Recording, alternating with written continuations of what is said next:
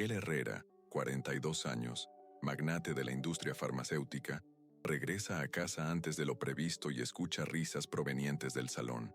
Se acerca silenciosamente y lo que ve lo deja sin aliento. Su hija Lupita, 4 años, a quien los médicos habían declarado imposibilitada para caminar de por vida, está dando sus primeros pasos vacilantes hacia los brazos extendidos de María Morales, 28 años, la niñera contratada solo 2 semanas antes. Miguel se queda paralizado tras la puerta, mientras su hija, considerada un caso perdido por los mejores neurólogos de México, ríe y camina como si fuera lo más natural del mundo. Lo que descubrirá sobre María y sus métodos revolucionarios cambiará para siempre su visión de la medicina, el amor y los milagros. San Pedro de la Sierra se alzaba majestuoso en la Sierra de Hidalgo, como una joya de la arquitectura colonial, rodeada de jardines que parecían pintados por un maestro del siglo XIX. Miguel Herrera había adquirido esa hacienda histórica, después de que su empresa farmacéutica se convirtiera en una de las más influyentes de México, transformándola en un refugio donde mezclar el lujo moderno con la elegancia del pasado. Pero dentro de esos muros dorados, se ocultaba una tragedia que ningún patrimonio podía curar. Lupita tenía 4 años y nunca había caminado. Nacida prematura debido a complicaciones que también se llevaron la vida de su madre Sofía, la niña había sido declarada por los mejores neurólogos del mundo como afectada por parálisis cerebral grave que comprometía para siempre su movilidad. Los veredictos médicos habían sido implacables. Nunca podría caminar. Debía usar silla de ruedas toda la vida. Era mejor resignarse y concentrarse en lo que sí podía hacer. Miguel, que había construido su imperio vendiendo esperanza en forma de fármacos revolucionarios, se encontró completamente impotente ante la condición de su hija. Había consultado a los mejores especialistas desde Pachuca de Soto hasta Querétaro, financiado investigaciones experimentales, transformado una habitación de la hacienda en una clínica privada, equipada con las tecnologías más avanzadas del mundo. Nada había funcionado. Lupita era una niña de inteligencia vivaz y sonrisa contagiosa, con largos cabellos castaños y ojos verdes que brillaban de curiosidad a pesar de las limitaciones de su cuerpo. Había aprendido a desplazarse hábilmente con su silla de ruedas personalizada, pintada de rosa con decoraciones de mariposas, pero Miguel veía en sus ojos la pregunta que nunca se atrevía a hacer. ¿Por qué no podía correr como los otros niños? Las niñeras se habían sucedido en la hacienda como estaciones que cambian. Algunas habían sido profesionales excelentes pero frías. Otras, cariñosas pero poco preparadas para enfrentar las necesidades específicas de una niña con discapacidad. Todas, sin embargo, habían aceptado el veredicto médico como un hecho inmutable, concentrándose en el cuidado diario más que en la posibilidad de mejoría. Miguel mismo había terminado por rendirse. Sus días se dividían entre reuniones empresariales, donde decidía el destino de millones de pacientes en el mundo, y las tardes en casa, donde se sentía el padre más fracasado de la tierra. Podía curar enfermedades raras con sus medicamentos, pero no conseguía ayudar a la única persona que realmente importaba. Era un viernes de septiembre cuando la agencia Elite Domésticos le propuso a María Morales, 28 años, licenciada en fisioterapia con 1901, especialización en pediatría, referencias impecables de las mejores familias hidalguenses, experiencia específica con niños con necesidades especiales. Miguel aceptó la entrevista más por deber que por esperanza. Necesitaba a alguien que cuidara de Lupita mientras él viajaba por trabajo. María llegó un domingo por la mañana con una pequeña maleta y una sonrisa que iluminaba todo su rostro. Era una mujer de estatura media, cabellos rubios recogidos en una cola ordenada, vestida con sencillez y con una elegancia natural. Lo que impactó inmediatamente a Miguel fueron sus ojos azules, profundos, llenos de una determinación que nunca había visto en las otras niñeras. Cuando María le explicó su filosofía de trabajo, Miguel pensó que era demasiado idealista para ser efectiva. Hablaba de potencial oculto, de conexión mente-cuerpo, de milagros que nacen de la paciencia. Parecían palabras de una visionaria más que de una profesional seria, pero Lupita la adoró instantáneamente. La niña, normalmente tímida con los extraños, comenzó a charlar con María como si la conociera de toda la vida. Le mostró su colección de muñecas, los dibujos colgados en su habitación, le contó sobre sus cuentos favoritos. María escuchaba con atención total, hacía preguntas genuinas, Reía con las ocurrencias de Lupita con una sinceridad que conmovía el corazón. Miguel contrató a María esa misma noche, más por el efecto que había tenido en Lupita que por convicción sobre sus métodos poco convencionales. No sabía que estaba a punto de presenciar el milagro más grande de su vida. 2 semanas habían pasado desde la llegada de María, y Miguel había notado cambios sutiles pero significativos en Lupita. La niña estaba más vivaz, reía más a menudo. Había adquirido una seguridad que antes no tenía.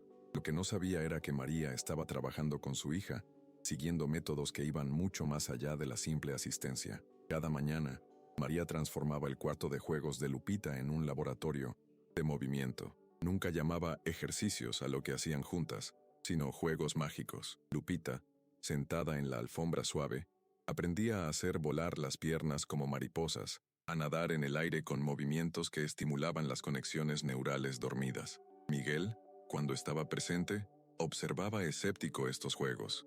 Los médicos le habían explicado claramente que el daño neurológico de Lupita era permanente, que ciertas conexiones cerebrales estaban comprometidas para siempre. Ver a María animar a su hija a mover las piernas le parecía cruel, casi como alimentar falsas esperanzas, pero no podía negar que Lupita estaba feliz. La niña esperaba con impaciencia la hora de los juegos mágicos con María. Reía durante las sesiones. Había comenzado a soñar en voz alta sobre cuando correría por el jardín. Miguel se debatía entre las ganas de detener esas ilusiones y la alegría de ver a su hija tan llena de vida. María también había introducido una rutina completamente nueva. En lugar de limitarse a empujar la silla de ruedas de Lupita, la animaba a usar los músculos de los brazos para moverse autónomamente. Había transformado los desplazamientos por la casa en aventuras y Lupita se impulsaba entusiasmada hacia cada destino. Los músculos de sus brazos se habían fortalecido visiblemente, y con ellos su autoestima. Las noches estaban dedicadas al teatro de los pies. María había inventado historias donde los pies de Lupita eran personajes que debían aprender a bailar. La niña, acostada en la cama, movía los dedos de los pies siguiendo las historias de María, riendo cuando los personajes pies hacían cosas graciosas. Miguel había escuchado al neurólogo decir que esos movimientos eran solo reflejos sin significado, pero María sostenía que cada pequeño movimiento voluntario era un ladrillo en la construcción de un milagro. Una noche, mientras cenaba solo en el gran comedor, Miguel escuchó risas prolongadas provenientes del piso superior. Subió silenciosamente y se detuvo frente a la puerta entreabierta del dormitorio de Lupita. María estaba sentada en el suelo, piernas cruzadas, contando una historia, animando a los personajes con voces diferentes. Lupita estaba acostada boca abajo, apoyada en los codos, y seguía el relato con ojos muy abiertos de admiración. Pero lo que hizo sobresaltar a Miguel fue ver que Lupita estaba moviendo las piernas rítmicamente, como si estuviera caminando acostada. María no hacía comentarios sobre los movimientos, los incorporaba naturalmente en la historia. La princesa movía las piernas así porque estaba corriendo por el prado mágico. Miguel se alejó confundido. Los médicos habían dicho que esos movimientos eran solo espasmos involuntarios, pero algo en la actitud de María le hacía pensar que ella veía algo que los otros habían pasado por alto. El viernes de la segunda semana, Miguel debía viajar a San Luis Potosí para una reunión con la Comisión de Salud sobre sus nuevos fármacos experimentales. Era una cita crucial que podía valer cientos de millones de pesos, pero por primera vez en su carrera dudaba en dejar la casa. No conseguía definir el porqué, pero tenía la sensación de que estaba a punto de perderse algo importante. La reunión en San Luis Potosí fue magnífica. La comisión aprobó 3 de sus nuevos medicamentos para el tratamiento de enfermedades raras, garantizando a su empresa ganancias enormes y, sobre todo, la posibilidad de ayudar a miles de pacientes en México. Debería haber sido el día más feliz de su carrera empresarial. Sin embargo, todo lo que quería era regresar a casa. El avión aterrizó en el aeropuerto Juan Guillermo Villasana con 2 horas de adelanto sobre lo previsto. Miguel decidió no avisar a María de su regreso anticipado. Quería darle una sorpresa a Lupita. Conduciendo a través de la Sierra de Hidalgo hacia San Pedro de la Sierra, se sentía extrañamente emocionado, como si estuviera a punto de descubrir algo que lo cambiaría todo. No sabía cuánta razón tenía. Eran las 4:30 de la tarde cuando Miguel abrió silenciosamente la puerta principal de San Pedro de la Sierra. El sol otoñal se filtraba a través de los grandes ventanales, creando juegos de luz sobre los suelos de mármol antiguo. La casa estaba sumida en una tranquilidad serena, pero lo que escuchó lo hizo detenerse en seco. Risas genuinas, alegres, que no escuchaba desde que Sofía había muerto. Las voces provenían del gran salón transformado en sala de juegos para Lupita. Miguel se acercó de puntillas y se detuvo tras la puerta entreabierta. Lo que vio lo paralizó completamente. María estaba de pie en el centro de la habitación, brazos extendidos hacia adelante con una sonrisa radiante. A 2 metros de ella, Lupita se estaba levantando.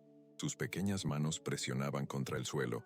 Los músculos de las piernas, esas piernas declaradas sin función motora, se contraían visiblemente para sostenerla.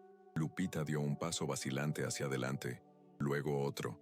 Sus pies se sintió apoyaban en el suelo con decisión creciente, mientras reía con esa risa cristalina que era el sonido más hermoso del mundo, acercándose paso a paso a los brazos extendidos de María. Miguel sintió que las rodillas le fallaban. Su hija, sometida a todo tipo de pruebas médicas, se estaba levantando sola. Sus piernas, definidas como neurológicamente comprometidas, la estaban sosteniendo.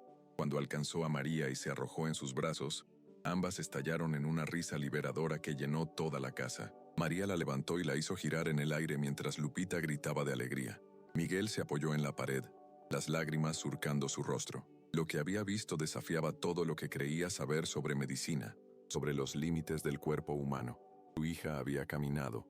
No habían sido pasos perfectos, pero habían sido pasos reales, voluntarios, imposibles, según cada diagnóstico médico. Lupita vio a su padre, y su rostro se iluminó. Se liberó de los brazos de María, se puso de pie y comenzó a caminar hacia él. Cada paso era una revolución. Miguel se arrodilló y abrió los brazos. Cuando Lupita se arrojó en ellos, la abrazó como si no quisiera soltarla jamás. Lloraba sin control mientras su hija le susurraba al oído que María había dicho que los pies pueden aprender a caminar si les cuentas las historias correctas. Miguel alzó la mirada hacia María, quien los observaba con lágrimas en los ojos, pero también con preocupación. Sabía que lo que había presenciado planteaba preguntas que iban mucho más allá de la medicina tradicional. ¿Quién era realmente María Morales? ¿Cómo había logrado lo que los mejores especialistas habían declarado imposible? Esa noche, después de acostar a Lupita, que no dejaba de contar su aventura mágica, Miguel y María se sentaron en el gran salón.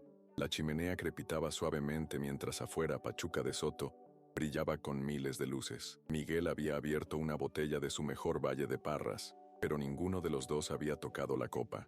El silencio estaba cargado de preguntas no expresadas. Miguel miraba a María como si la viera por primera vez, tratando de conciliar la imagen de la niñera gentil con la de la mujer que había realizado un milagro médico. María rompió el silencio explicándole que lo que había visto no era magia, sino el resultado de semanas de trabajo basado en principios científicos que la medicina tradicional solía pasar por alto. La neuroplasticidad infantil era mucho más poderosa de lo que los neurólogos estaban dispuestos a admitir. Mientras María hablaba, Miguel descubría su verdadera historia. No era simplemente una niñera. Tenía un doctorado en neurociencias de Xalapa. Había trabajado en una clínica experimental de Querétaro, especializada en casos imposibles de parálisis cerebral infantil. Sus métodos habían obtenido resultados que desafiaban toda expectativa médica. María había abandonado la carrera académica tras una tragedia. Su hermano José Luis, paralizado en un accidente de tráfico a los 16 años, había vuelto a caminar gracias a sus métodos revolucionarios, pero la comunidad médica había rechazado reconocer los resultados, marginándola del mundo académico. Había decidido trabajar como niñera especializada, ayudando privadamente a familias con niños considerados casos perdidos. Lupita era su séptima pequeña paciente. Los 6 anteriores habían mostrado mejorías significativas. Miguel permaneció en silencio, absorbiendo revelaciones que cuestionaban todo en lo que creía. Él, que había construido un imperio farmacéutico sobre la ciencia tradicional, se encontraba ante pruebas de que existían enfoques más efectivos que sus costosos tratamientos. María explicó por qué no había revelado inmediatamente su identidad. La experiencia le había enseñado que los padres adinerados a menudo preferían los diagnósticos prestigiosos a las esperanzas de una mujer que trabajaba fuera del sistema oficial. Miguel comprendió por qué había sido marginada. En el mundo de la medicina moderna, un enfoque que funcionaba sin generar enormes ganancias era peligroso. Sus métodos costaban casi nada, tiempo, paciencia, amor y competencia científica. Esa noche Miguel caminó durante horas por los pasillos, pensando en Lupita, que dormía después de realizar el milagro, en María, que había renunciado a una carrera brillante para ayudar a niños, y en su propio papel dentro de un sistema que quizás fallaba a quienes más necesitaban ayuda. Por la mañana tomó la decisión más importante de su vida. Los meses que siguieron a esa revelación nocturna cambiaron radicalmente la vida en San Pedro de la Sierra. Miguel transformó toda el ala este en una clínica experimental privada, dotándola de las mejores tecnologías para rehabilitación neuromotora, pero la verdadera revolución era el enfoque completamente nuevo que María había traído. Lupita continuaba mejorando día tras día. Sus pasos se volvían más seguros. Corría por los pasillos de la hacienda, saltaba en los sofás del salón, bailaba en el jardín bajo los ojos conmovidos de Miguel, que aún le costaba creer la transformación. Miguel comenzó a financiar secretamente la investigación de María, transformando parte de los laboratorios de su empresa en centros de estudios sobre neuroplasticidad infantil. El primer caso externo llegó a través del boca a boca. Ana López, esposa de un famoso cirujano del Hospital General de Pachuca, había oído rumores sobre los milagros de San Pedro de la Sierra. Su hijo Toño, de 7 años, era tetrapléjico, tras un accidente en la piscina. María aceptó ayudarlo con condiciones férreas, total confidencialidad y ninguna interferencia médica externa. Miguel observó a María trabajar con Toño exactamente como con Lupita.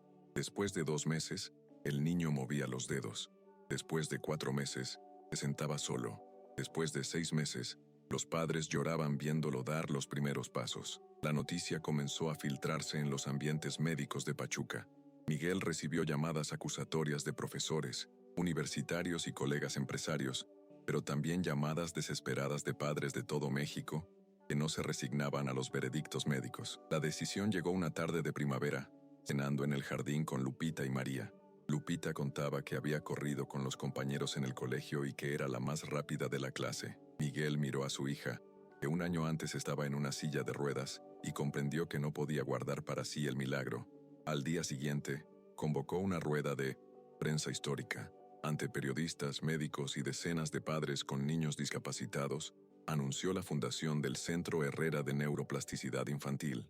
Presentó los casos de Lupita y Toño, mostró videos de las transformaciones, ilustró las bases científicas respaldadas por sus laboratorios. Sobre todo, anunció que donaría la mitad de su patrimonio para hacer gratuitas las terapias. La reacción fue explosiva.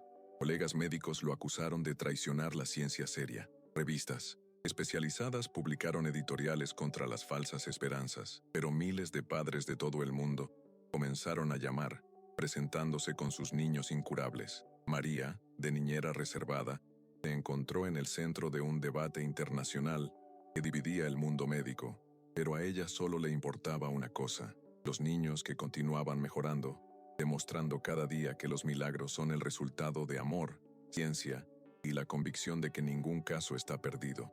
5 años habían pasado desde esa rueda de prensa que conmocionó al mundo médico internacional.